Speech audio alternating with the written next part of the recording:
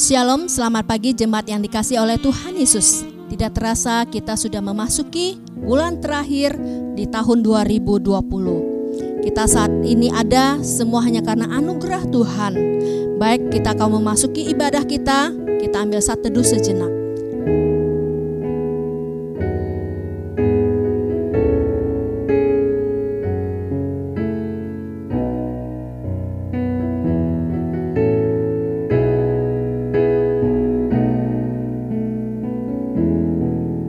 Amin. Marilah kita beribadah kepada Allah yang telah datang di dalam Yesus Kristus, yang merendahkan dirinya, berbaring di palungan, dan menjadi sama dengan manusia. Karya Roh Kudus yang agung dan mulia dari Allah telah terwujud dalam kedatangan Yesus Kristus ke dalam dunia. Amin. Mari setiap jemaat dimanapun kita berada, kita mau berhimpun, kita mau bersukaria, kita mau menyambut Juru Selamat yang sudah lahir bagi setiap kita, Firman yang telah menjelma menjadi manusia. Kita mau sembah dan puji Dia.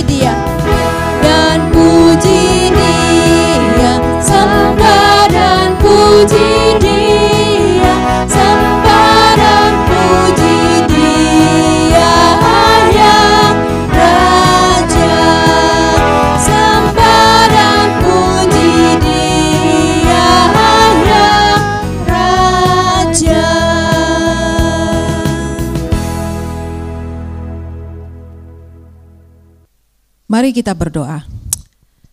Bapa yang baik, kami mengucap syukur. Hampir 1 tahun ya Tuhan, kami boleh mengadakan ibadah online. Dan semua itu adalah anugerah Tuhan. Dan kami percaya ya Bapa, walaupun kami ibadah online, kami tetap bersukacita. Kami tetap mampu untuk memuji dan memuliakan nama Tuhan. Bapa yang baik, pada pagi hari ini kami sangat-sangat bersyukur. Beserta dengan keluarga kami boleh beribadah bersama-sama. Dan hari ini adalah hari yang istimewa ya Tuhan, di mana kami boleh menikmati kasih dan setia Tuhan, di mana kami boleh memasuki bulan Desember di minggu yang ketiga ini, dan kami boleh menikmati, dan semua itu adalah anugerah Tuhan yang begitu besar yang boleh kami nikmati. Terima kasih ya Tuhan untuk sepanjang tahun, hari lepas hari, minggu lepas minggu, tahun untuk kami boleh memasuki 2021 ini. Tuhan yang baik, ajarlah kami untuk mengucap syukur. Ajarlah kami ya Tuhan untuk mengucap syukur. Dan biarlah ya Bapa Kau berkati untuk ibadah kami ini dari awal sampai selesai. Dan kami panjatkan doa kami dan ucapan syukur kami hanya di dalam nama Yesus kami mengucap syukur dan berdoa. Amin. Di daerah itu ada gembala-gembala yang tinggal di padang, menjaga kawanan ternak mereka pada waktu malam. Tiba-tiba berdirilah seorang malaikat Tuhan di dekat mereka, dan kemuliaan Tuhan bersinar meliputi mereka, dan mereka sangat ketakutan. Lalu kata malaikat itu kepada mereka, "Jangan takut, sebab sesungguhnya aku memberitakan kepadamu kesukaan besar untuk seluruh bangsa. Hari ini telah lahir bagimu juru selamat, yaitu Kristus Tuhan di kota Daud." Kita angkat sebuah pujian kesukaan bagi dunia.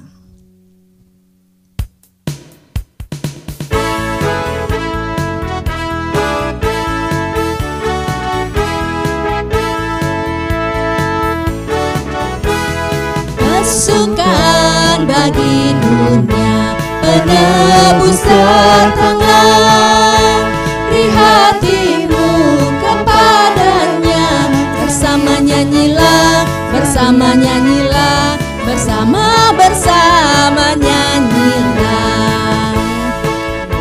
Gembiralah dan sambut rajamu, di hatimu terimalah, bersama bersyukur, bersama bersyukur, bersama bersyukur, bersyukur, bersama bersyukur, bersama bersyukur. Tiba saatnya kita akan mendengarkan kebenaran firman Tuhan. Hari ini akan disampaikan oleh Ibu Pendeta Rahmiati. Kita angkat sebuah pujian Natal di hatiku. Biarlah setiap kita boleh meminta kepada Tuhan untuk boleh melayakkan setiap kita. Hidup kita boleh berkenan kepada Tuhan. Sebab Natal itu tidak akan pernah berarti tanpa kasih Tuhan pada setiap kita.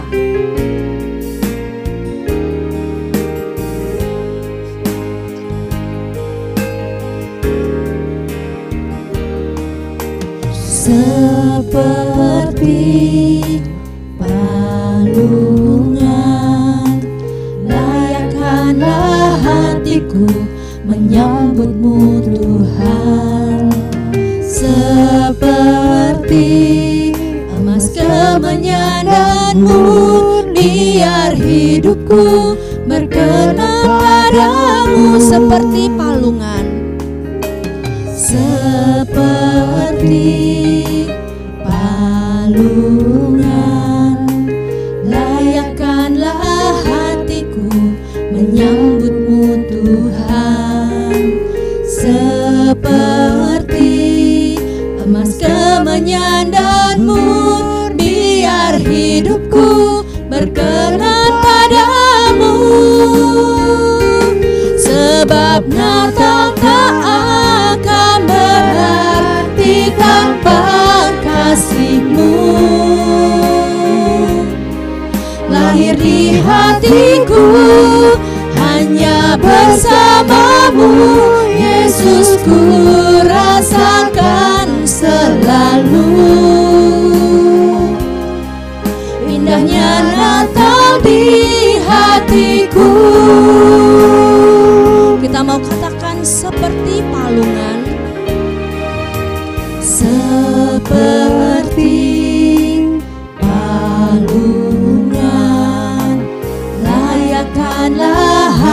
hatiku menyambutmu Tuhan. Seperti emas kemenyan dan mur, biar hidupku berkenan padamu. Sebab Natal tak akan berarti tanpa kasih-Mu. Lahir di hatiku hanya bersamamu, Yesus, ku rasakan selalu. Indahnya Natal di hatiku, bersama paduan suara, surgaku bernyanyi, kemuliaan di tempat maha tinggi, dan damai sejahtera di antara manusia yang hidupnya berkenan kepadamu. Sebab Natal tak akan berarti tanpa kasih-Mu Tuhan. Natal tak akan berarti tanpa kasih-Mu.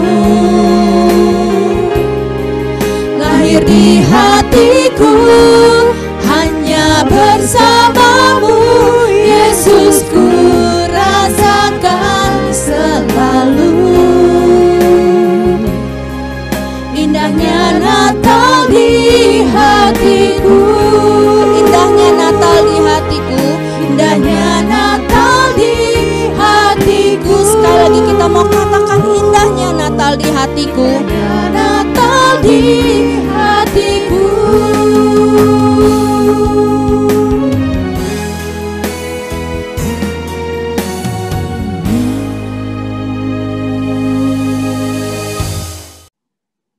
Saudara-saudara, pada hari ini kita akan bersama-sama membahas atau merenungkan satu tema, yaitu Natal dan krisis atau Natal dan COVID-19 ini. Saudara, pada kesempatan ini saya juga ingin mengucapkan selamat hari Natal kepada saudara-saudara sekalian, jemaat GKR di PIK ini. Dan mari kita bersama-sama akan merenungkan tema tadi, dan sebelumnya mari kita masuk di dalam doa. Mari kita berdoa. Ya Tuhan, terima kasih bahwa di tengah situasi ini kami tetap boleh datang menyembah Engkau. Kami boleh datang untuk beribadah kepadamu, dan pada saat ini di tengah ibadah kami boleh bersama-sama merenungkan kebenaran firman Tuhan. Ya Bapa, kami sungguh mohon kiranya Engkau berkenan berbicara kepada kami satu persatu, tanpa terkecuali hamba-Mu yang hanya akan Kau pakai sebagai alat-Mu. Bapa, kami mau menyiapkan hati kami menjadi tanah yang subur, yang siap untuk ditanami oleh benih firman Tuhan yang hidup. Dan kami rindu sebagai anak-anak Tuhan, dengan kekuatan dari Tuhan, kami bukan hanya dimungkinkan untuk mengerti kebenaran firman Tuhan, mengerti isi hati Tuhan, mengerti kehendak Tuhan, tapi kami juga diberi kekuatan karena kami rindu sebagai anak-anak Tuhan untuk menjadi pelaku-pelaku firman. Ya Bapa, berbicaralah kepada kami semuanya. Di dalam nama Tuhan Yesus Kristus kami berdoa. Amin. Nah, saudara-saudara, saya akan bagikan screen ini kepada saudara. Ini tema kita adalah Natal dan COVID-19. Saudara, saya ingin menjelaskan kepada saudara terlebih dahulu, kalau kita sekarang ini sedang mengalami hal yang tidak enak, karena dampak dari pandemi ini bukan hanya sekedar kita sakit secara fisik atau kita bisa terserang sakit secara fisik dan melihat orang-orang di sekitar kita sakit secara fisik, tapi juga dampaknya kemana-mana atau imbasnya kemana-mana, termasuk pada perekonomian dan juga pada relasi. Saudara, Apa yang sedang terjadi? Sekarang kita akan coba bandingkan apa yang sedang terjadi pada waktu Tuhan Yesus datang ke dunia. Ya. Kalau kita perhatikan pada waktu itu orang Israel sedang dijajah oleh bangsa Romawi. Saudara, kalau yang disebut dengan penjajahan pasti tidak menyenangkan. Hidup tidak bisa bebas, tidak bisa berjalan sebagaimana adanya kalau kita memiliki kemerdekaan. Orang-orang itu terkungkung. Nah, kalau sekarang ini kita dianjurkan sebisa mungkin tidak kemana-mana atau kita dibatasi dalam berbagai hal untuk menjaga kesehatan diri dan juga menjaga kesehatan orang lain, kita juga merasa terbatas, tidak bebas seperti biasanya. Namun saudara, pada waktu itu kalau dijajah oleh pemerintah Romawi tentu ada tidak enaknya yang sendiri yang sesuai dengan konteks pada waktu itu. Semua sama nggak enaknya begitulah saudara ya. Nah, kita lihat pada waktu itu orang-orang berhadapan dengan pemerintah Romawi yang tentu saja mereka tidak bisa berbuat seenaknya kalau itu hal-hal yang mereka lakukan itu melanggar atau tidak sesuai dengan apa yang diperintahkan atau yang dipercaya oleh orang Romawi atau aturan dari mereka tentu akan berakibat buruk. Makanya kenapa kita lihat Tuhan Yesus juga disalibkan di bawah pemerintahan Romawi ini. Dan mereka kita lihat orang Yahudi juga tidak bisa berbuat apa-apa dan secara sengaja menyerahkan Tuhan Yesus kepada orang Romawi dengan satu tuduhan bahwa dia ini raja yang akan mengancam supaya jadi orang Romawi juga membunuh Tuhan Yesus. Jadi kita lihat memang suasananya tidak enak pada waktu itu, tentu berdampak kepada banyak hal. Makanya pada waktu dikatakan Tuhan Yesus datang atau juru selamat ini akan datang, maka yang mereka harapkan tentu adalah juru selamat seperti Raja Daud, karena kan Tuhan Yesus dikatakan adalah keturunan dari Raja Daud. Jadi mereka berharap bahwa seperti Raja Daud yang bisa membebaskan bangsa pilihan Allah pada waktu itu dari berbagai macam ancaman atau tindasan dari negara lain atau bangsa lain, maka diharapkan bahwa Tuhan Yesus ini juga bisa menjadi panglima perang yang membebaskan mereka. Nah, jadi ini keadaan situasi pada waktu itu. Dan kalau saudara perhatikan keadaan pada waktu itu, kalau dibaca di Alkitab, maka kalau dibilang sakit penyakit ya ada lah. Jadi bukan hanya pada saat ini aja kita sedang berhadapan, mereka juga berhadapan dengan berbagai macam sakit penyakit pada waktu itu. Makanya kan banyak orang sakit yang dibawa kepada Tuhan Yesus pada waktu itu. Dan juga ada kemiskinan, ada penderitaan. Kita lihat juga orang-orang yang diceritakan pada zaman Tuhan Yesus yang mereka membutuhkan pertolongan dari Tuhan, ya. Nah, ini yang dihadapi oleh orang-orang pada waktu itu. Ini kalau saudara mau bicara soal krisis, pada waktu itu juga di zaman Tuhan Yesus orang-orang juga sedang menghadapi krisis. Lalu selain itu juga mereka diperhadapkan kepada pemimpin agama, yaitu ahli Taurat dan orang Farisi yang korup, saudara ya. Udah dari luarnya kondisi politik, lalu kondisi dari sosial dan ekonomi dan segala macamnya juga sedang ada yang berjalan tidak enak gitu, tidak menyenangkan, tidak ideal. Dari sisi kerohanian kita lihat mereka diperhadapkan kepada pemimpin agama yang korup dan munafik dari sudut pandang Tuhan. Bisa jadi orang-orang pada waktu itu pikir mereka oke-oke saja, tetapi dari sudut pandang Tuhan, Tuhan mengatakan bahwa bangsa ini adalah seperti domba yang tidak bergembala, karena justru gembala yang seharusnya membimbing, mengarahkan umat Tuhan ini, mereka sendiri tidak melakukan firman Tuhan, mereka adalah orang yang munafik. Jadi kita lihat bahwa ini adalah situasi dan kondisi yang ada pada waktu itu, pada waktu Tuhan Yesus datang ke dunia. Nah, saudara, semua itu tentu saja adalah akibat dari kejatuhan manusia ke dalam dosa. Tuhan Yesus datang untuk membereskan semuanya ini. Jadi kita lihat ini yang merupakan dampak ya, relasi atau situasi ini adalah dampak dari relasi yang tidak baik dengan Tuhan lagi. Nah, lalu firman Tuhan mengatakan seperti ini. Jadi semua yang terjadi itu Tuhan mengatakannya seperti ini. Roma 3 ayat 10 sampai 18 dikatakan demikian. Seperti ada tertulis, tidak ada yang benar, seorang pun tidak. Tidak ada seorang pun yang berakal budi. Tidak ada seorang pun yang mencari Allah. Semua orang telah menyeleweng. Mereka semua tidak berguna, tidak ada yang berbuat baik, seorang pun tidak. Kerongkongan mereka seperti kubur yang ternganga. Lidah mereka merayu-rayu. Bibir mereka mengandung bisa. Mulut mereka penuh dengan sumpah serapah.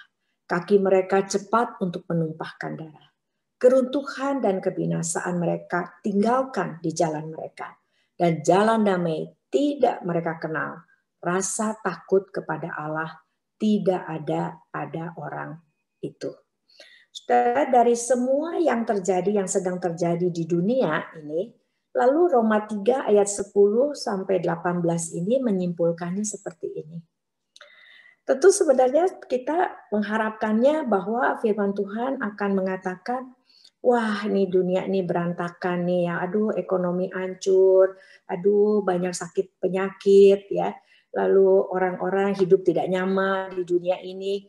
Saudara, tetapi berulang-ulang kalau saudara perhatikan mulai dari perjanjian lama pada waktu sama saudara ketidakidealannya yang sedang terjadi di perjanjian lama dengan ketidakidealan yang sedang terjadi di perjanjian baru dan yang sedang kita hadapi pada saat ini kan ada semuanya begitu loh saudara ya, baik itu dalam bentuk sakit penyakit, baik itu dalam bentuk malapetaka, baik itu dalam bentuk berbagai macam kejahatan, baik itu dalam berbagai macam bencana alam, itu terjadi dari waktu ke waktu saudara.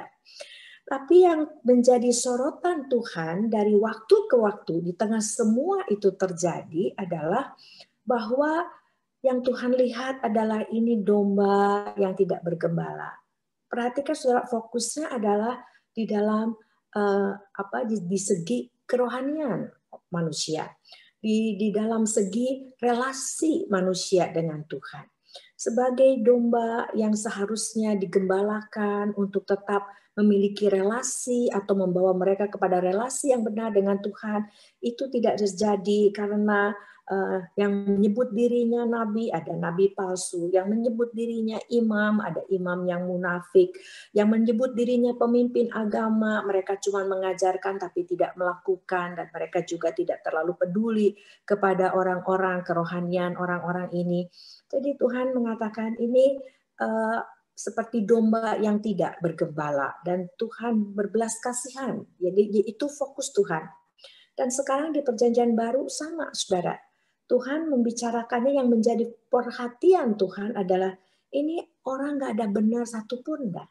Karena apa? Manusia yang tadinya diciptakan untuk hidup bagi Tuhan, untuk mempermuliakan Tuhan, untuk yang ada di pikirannya hanya bagaimana bisa beribadah, menyembah, dan mendedikasikan seluruh hidupnya kepada Tuhan.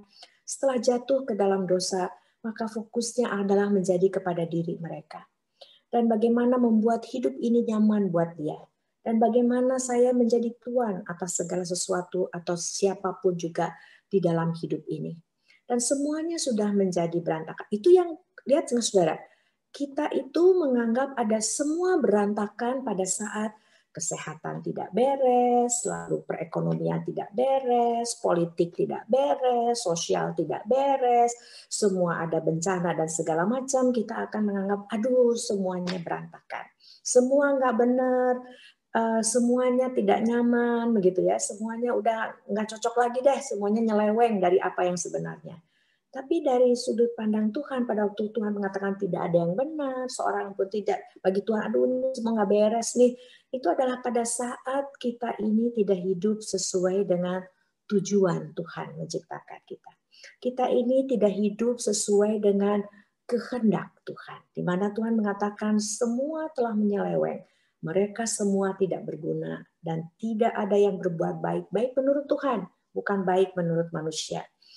Yang dikatakan tidak ada rasa takut lagi kepada Allah. Nah, saudara, pada saat seperti itu yang Tuhan soroti supaya saudara dan saya mengerti makna Natal buat saudara dan saya. Jadi lihat saudara, itu yang Tuhan lihat yang ada di dunia ini. Termasuk di tengah segala situasi yang sedang kita hadapi saat ini. Nah, tapi yang Tuhan lihat adalah hal itu. Berkaitan dengan relasi saudara dan saya dengan Tuhan. Itu yang menjadi fokus perhatian Tuhan.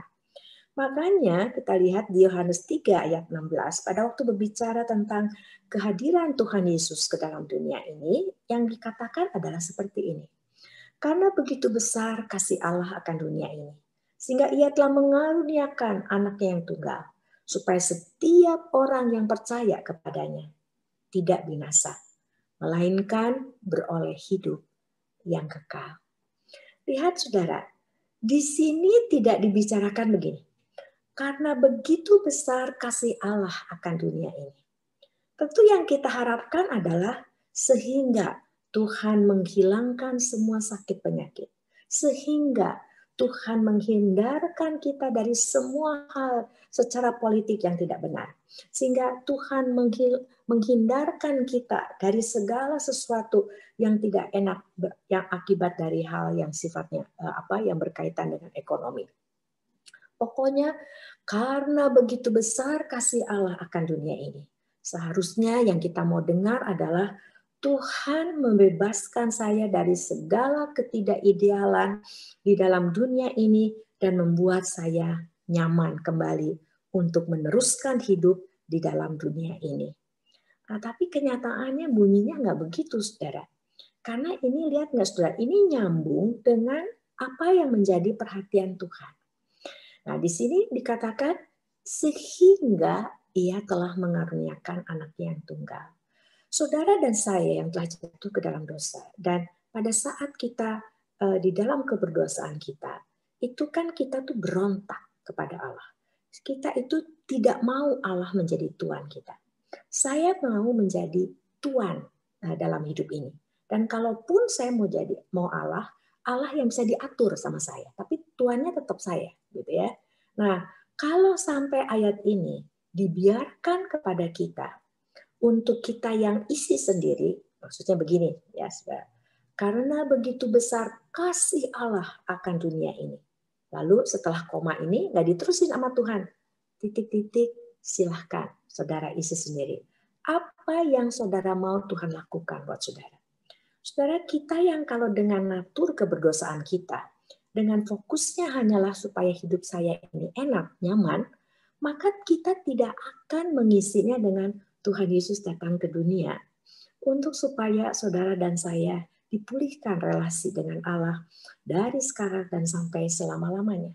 Itu nggak akan ada, saudara. Kita akan bilangnya, wah, maka Tuhan akan bebaskan saya dari sakit penyakit, bebaskan saya dari bencana alam, bebaskan saya dari malapetaka, dari orang-orang yang jahat di dunia ini, dari segala kelaparan, penderitaan, semua kekurangan, kemiskinan, itu yang akan kita isi, saudara. Nah, sekarang kan kita jadi bertanya, kenapa Tuhan tidak isinya itu? Nah, karena dari sudut pandang Tuhan, Tuhan mengatakan, apa artinya kamu memperoleh seluruh dunia dan segala isinya, jadi semua beres, tapi jiwa kamu hilang. Jadi Tuhan melihat bahwa jiwa kamu itu jauh lebih berharga dari apa yang tadi kamu harapkan. Dari segala kenyamanan yang ada di dunia ini. Makanya Tuhan mengatakan, karena ini semua sudah korup oleh dosa, maka Tuhan bilang, kamu jangan fokuskan perhatian kamu kepada yang di bumi ini, tetapi ke di atas, yaitu di mana Tuhan ada. Jadi hati kita itu, pikiran kita itu harus tertujunya kepada Tuhan. Nah, jadi Tuhan, justru yang Tuhan perhatikan, yang Tuhan perjuangkan buat saudara dan saya, itu bukan hanya sekedar aman di dalam kesementaraan ini. Tapi yang Tuhan perjuangkan bagi saudara dan saya adalah aman, yaitu bersama dengan Tuhan sekarang dan sampai selama-lamanya.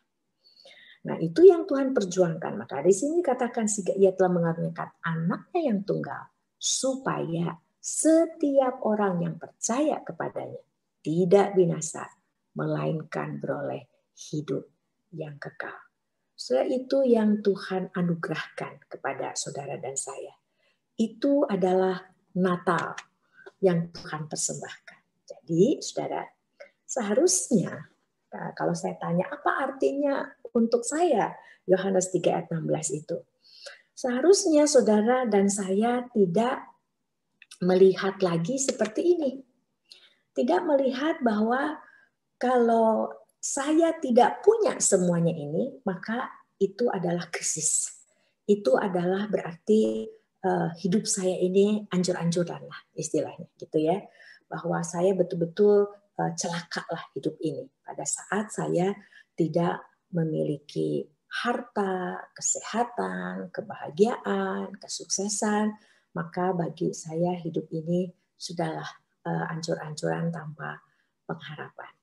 Nah, kalau ini yang kita pahami, maka Yohanes 3 ayat 16 ini kita mengharapkannya adalah, atau Natal ini bagi kita yang kita harapkan adalah bahwa saya mendapatkan semuanya ini. Jadi seharusnya Tuhan mengaruniakan kepada saya ini. Nah, tapi saudara, kalau saudara melihatnya berbeda, ya saudara melihatnya bahwa itu semua adalah sampah dibandingkan hal ini. Itu seperti Paulus ya yang mengerti apa yang dikatakan Tuhan Yesus, lalu dia katakan semua adalah sampah dibandingkan pengenalan akan Kristus. Yaitu pada saat saya terbebas dari dosa, di mana saya, dosa itu kan artinya nyeleweng, itu tadi dia katakan Roma 3. Jadi kita itu tidak kena sasaran. Jadi kita itu tidak melakukan kehendak Tuhan. Tujuannya adalah hidup bagi Tuhan, tapi kita tidak hidup bagi Tuhan. Itu makanya tidak kena sasaran, gitu ya. Nah, di situ kita terbebas dari dosa. Berarti kita kembali hidup sesuai dengan tujuan Tuhan menciptakan saya. Lalu kita terbebas dari murka Allah.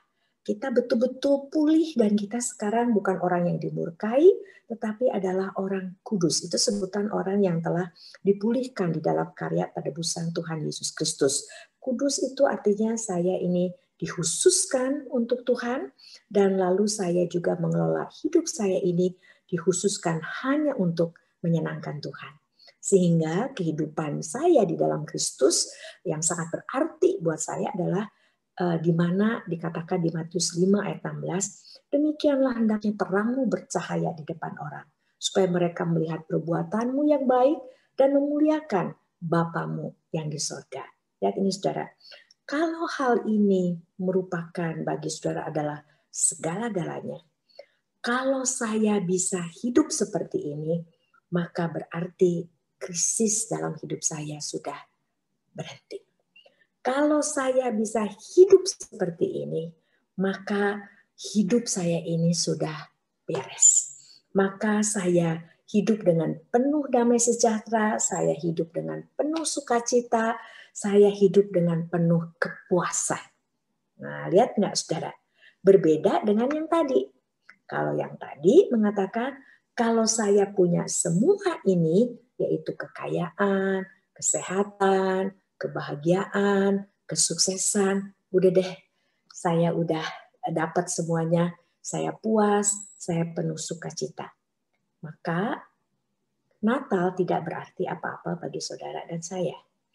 Kehadiran atau kedatangan Kristus itu tidak menghasilkan apa-apa buat saudara dan saya. Anugerah Tuhan menjadi sia-sia buat saudara dan saya. Saudara tidak menangkap makna dari Natal itu sendiri. Berbeda dengan yang ini. Kalau saudara mengatakan bahwa, wah, saya sudah bertemu dengan Juru Selamat. Saya sudah mendapatkan anugerah itu. Saya sudah tahu bahwa Tuhan pasti membebaskan saya dari dosa. Tuhan pasti membebaskan saya dari murka Allah. Dan saya bisa hidup sebagai gambar Allah yang mempermuliakan Tuhan. Menjadi garam dan terang di tengah orang-orang di sekitar saya. Aduh, saya sudah puas deh sekarang, begitu saudara ya. Itu sama dengan saudara pada waktu Hana, ya, Simeon waktu setelah bertemu dengan Tuhan pada waktu Tuhan Yesus pasti bayi itu dibawa ke bait Allah, lalu mereka bilang, saya sudah ketemu sekarang, udah deh, saya mati juga nggak apa-apa, saya udah puas, saudara. Nah, ini yang orang-orang yang seperti ini adalah orang-orang yang memahami arti dari Natal. Nah, sekarang menjadi pertanyaannya adalah buat saudara sekarang ini, apa artinya bagi saudara pada waktu firman Tuhan mengatakan, karena begitu besar kasih Allah akan dunia ini, sehingga ia telah mengaruniakan anaknya yang tunggal, supaya setiap orang yang percaya kepadanya tidak binasa, melainkan beroleh hidup yang kekal. Ini perkataan tidak binasa dan beroleh hidup yang kekal. Apakah itu menjadi segala-galanya bagi saudara dan saya? Sehingga di tengah situasi dan kondisi yang bagaimanapun juga, karena ada pernyataan ini, saya tidak binasa. Dan sekarang saya beroleh hidup yang kekal. Di mana hidup yang kekal itu artinya saya akan selama-lamanya memiliki relasi yang benar dengan Tuhan. Itu adalah segala-galanya. Itu merupakan apa yang dinyatakan oleh orang-orang pada waktu itu, baik oleh janda yang miskin maupun oleh Zakius yang bertobat. Mereka tidak bertumpu lagi pada situasi dan kondisi yang terjadi di sekelilingnya. Tapi bagi mereka adalah sama seperti Paulus, seperti Petrus, dan semua anak-anak Tuhan yang lain. Di tengah situasi dan kondisi yang bagaimanapun juga, pernyataan sekarang saya tidak binasa lagi. Saya tidak dimurkai. Jadi berarti kalau saya tidak dimurkai oleh Allah lagi, berarti saya ini sudah diperkenan oleh Allah kembali. Karena anugerah Tuhan. Dan tadinya saya seharusnya binasa dan selama-lamanya saya terpisah dari Allah. Memiliki relasi yang nggak benar sama Tuhan. Sekarang saya menjadi benar lagi, serasi lagi, harmonis lagi dengan Allah untuk selama-lamanya. Aduh, itu adalah kepuasan bagi saya. Apakah itu yang saudara dan saya rasakan? Nah, saudara, kita sekarang tidak Natalan di gereja. Kita tidak berkumpul bersama-sama dengan saudara-saudara seiman kita. Banyak hal yang biasanya dilakukan sekarang tidak dilakukan lagi. Tapi saudara ini bisa jadi sendiri, bisa jadi bersama keluarga, di rumah saja, tidak kemana-mana. Tapi apakah tetap saudara dan saya memiliki kepuasan itu? Dalam arti ya, keluarga saya hidupnya tidak ideal seperti yang biasanya. Tetapi Tuhan Yesus sudah lahir buat kami. Selama Tuhan Yesus menjadi Tuhan dan Juru Selamat di tengah keluarga saya, bagi suami saya, bagi istri saya, bagi anak-anak saya, bagi diri saya sendiri, maka saya puas. Ini adalah Natal yang terindah.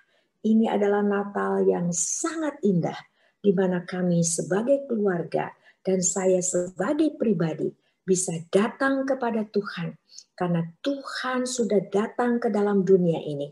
Ya, memang dunia ini tetap belum tidak ideal oleh karena manusia yang telah korup dan telah menghancurkan, yang telah membuat semuanya ini karena tidak bertanggung jawab, maka semuanya ini tidak sebagaimana yang Tuhan maksudkan. Tapi oleh karena Tuhan Yesus telah membereskan diri saya, telah mengembalikan relasi saya dan keluarga saya kembali datang kepada Tuhan, maka sebenarnya saya sebagai anak Tuhan tidak sedang di tengah krisis. Saya ini justru adalah berada di dalam Kristus. Kami semuanya boleh bersama-sama beribadah kepada Tuhan. Dan mengatakan di Natal ini, Tuhan, saya persembahkan diri saya dan juga keluarga saya bersama-sama. Kami mau beribadah kepada Tuhan dari sekarang sampai selama-lamanya. Saudara, kalau saudara dan saya tetap terfokus kepada dunia ini, tetap terfokus kepada COVID, kepada krisis kepada pandemi yang sedang melanda ini. Bagi Tuhan, betul saudara dan saya sedang berada di tengah krisis. Kalau saudara dan saya justru terfokus kepada Tuhan, dan saudara dan saya ini betul-betul telah menerima Tuhan Yesus sebagai Juru Selamat, dan saudara dan saya ini sungguh mau mempersembahkan hidup saudara dan saya kepada Tuhan, dan rindu untuk terus menyembah Dia dan memiliki relasi yang benar dengan Dia, di mata Tuhan, saudara dan saya tidak sedang berada di dalam krisis. Tapi sungguh saudara dan saya adalah manusia yang berada di dalam kasih Tuhan. Manusia yang telah dipulihkan dan kembali kepada Tuhan. Siapakah kita menurut Tuhan pada saat ini? Orang yang sedang berada di dalam krisis oleh karena saudara dan saya, bukan karena saudara lagi ada di tengah pandemi ini, bukan, dengan segala dampaknya, bukan. Tapi karena hati saudara dan saya jauh daripadanya. Oleh karena relasi saudara dan saya tidak beres dengan Tuhan. Kita masih di luar Tuhan, jauh dari Tuhan. Itu adalah krisis yang terbesar dan fatal di mata Tuhan kalau itu yang terjadi.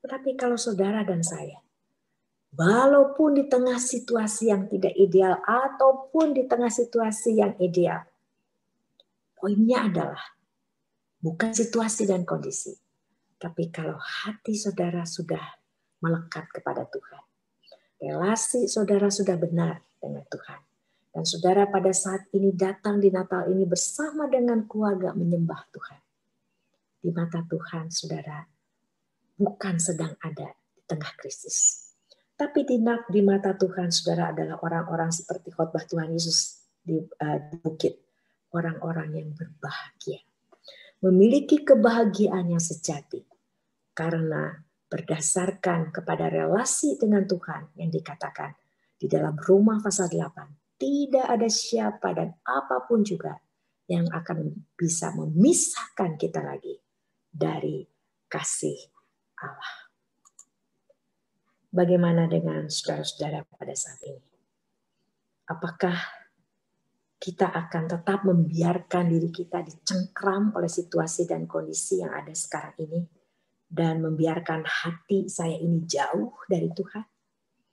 Atau saudara dan saya di tengah situasi dan kondisi yang bagaimanapun, pada Natal ini bersama keluarga kita sangat berbahagia, kita sangat bersuka cita, karena seluruh anggota keluarga ini boleh datang bersimpuh di bawah kaki Tuhan dan bertekad untuk terus mempersembahkan diri ini sebagai persembahan yang kudus dan yang berkenan kepada Tuhan.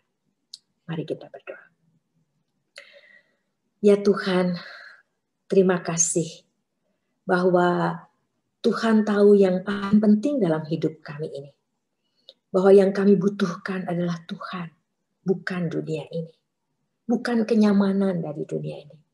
Tapi kami butuhkan adalah kepuasan di dalam Tuhan. Kenyamanan, damai sejahtera di dalam Tuhan. Yang akan betul-betul membuat kami terbebas dari segala macam krisis, bukan hanya di dunia ini, tapi sampai selama-lamanya. Karena kami akan terus hidup sesuai dengan tujuan Tuhan menciptakan kami. Ya Tuhan, tolonglah jemaat-Mu, biarlah di Natal pada tahun ini, kami bersama keluarga sungguh boleh merasakan satu kepuasan yang luar biasa. Apapun yang sedang kami alami, bukan oleh karena kami punya atau tidak punya, kami sukses atau tidak sukses, tapi karena kami telah dikaruniakan seorang juru selamat yang pada saat kami menerima Dia, kami beroleh hidup yang kekal bersama dengan Tuhan sekarang dan sampai selama-lamanya. Ya Tuhan, berkatilah jemaat-Mu, dan kiranya Tuhan akan terus memelihara hati mereka, hidup mereka untuk tetap berpaut kepada Tuhan.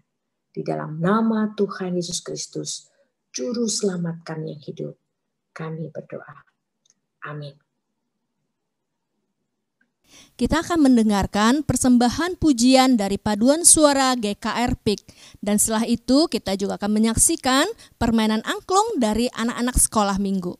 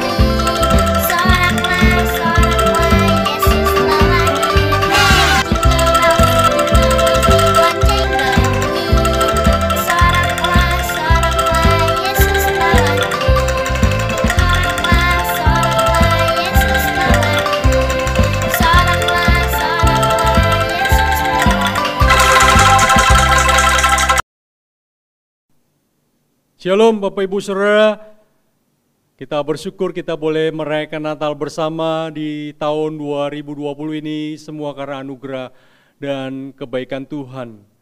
Bapak Ibu Saudara kasih Tuhan, saya mengucapkan selamat Natal, Tuhan memberkati kita semua, biar Natal tahun ini menjadi Natal yang sangat berbeda dan khusus, sekalipun di masa pandemi, biar kita menjadi orang-orang yang percaya, tetap semangat, tetap berpengharapan, tetap beriman. Tuhan tidak pernah membiarkan dan meninggalkan kita. Amin. Saya juga mengucapkan terima kasih kepada Pendeta Ibu Ramiati Tanujaya yang sudah memberkati kita lewat kebenaran firman Tuhan yang luar biasa. menjadi berkat Natal yang spesial di tahun 2020 ini. Terima kasih juga buat vokal grup dari jemaat sekalian, biar persembahan yang indah itu memberkati semua kita semua dan menjadi kemuliaan bagi nama Tuhan. Terima kasih juga buat anak-anak sekolah minggu kita yang begitu luar biasa, lucu, semangat, dan juga kompak memainkan angklung. Kita senang biar anak-anak kita terus bertumbuh setia dan menjadi anak-anak Tuhan yang hidup memuliakan Tuhan. Bapak Ibu saudara kasih Tuhan, sekali lagi saya mengucapkan terima kasih kepada semua pengurus yang terlibat mempersiapkan semua perayaan Natal ini dengan baik. Dan biar ini menjadi hadiah bagi Tuhan kita Yesus Kristus. Dan Tuhan dimuliakan, ditinggikan. Tuhan memberkati Bapak Ibu saudara. Selamat hari Natal, Tuhan menyertai kita semua. Mari kita akhiri ibadah kita. Kita bangkit berdiri, kita menerima berkat yang daripada Tuhan. Bapa di surga yang kami sembah di dalam Yesus Kristus dan Allah Roh Kudus. Di Natal tahun ini kiranya Engkau memberkati seluruh jemaat-Mu dengan berkat yang luar biasa. Yang dari Allah Bapa, dari Tuhan Yesus dan Allah Roh Kudus yang selalu menyertai, memberkati, melindungi, dan memimpin perjalanan kehidupan umat-Mu. Sehingga penyertaan Tuhan boleh selalu hadir di dalam keluarga, pekerjaan, usaha, bisnis, dan berkat Tuhan selalu menyertai mulai sekarang sampai selama-lamanya, sampai Tuhan Yesus datang kedua kali menjemput kita yang percaya. Amin. Ibadah kita selesai sampai di sini. Tuhan memberkati Bapak Ibu saudara kasih Tuhan. Jangan lupa membaca Alkitab sehari 2 pasal, merenungkan 1 ayat. Selamat hari Minggu. Tuhan memberkati kita semua. Amin.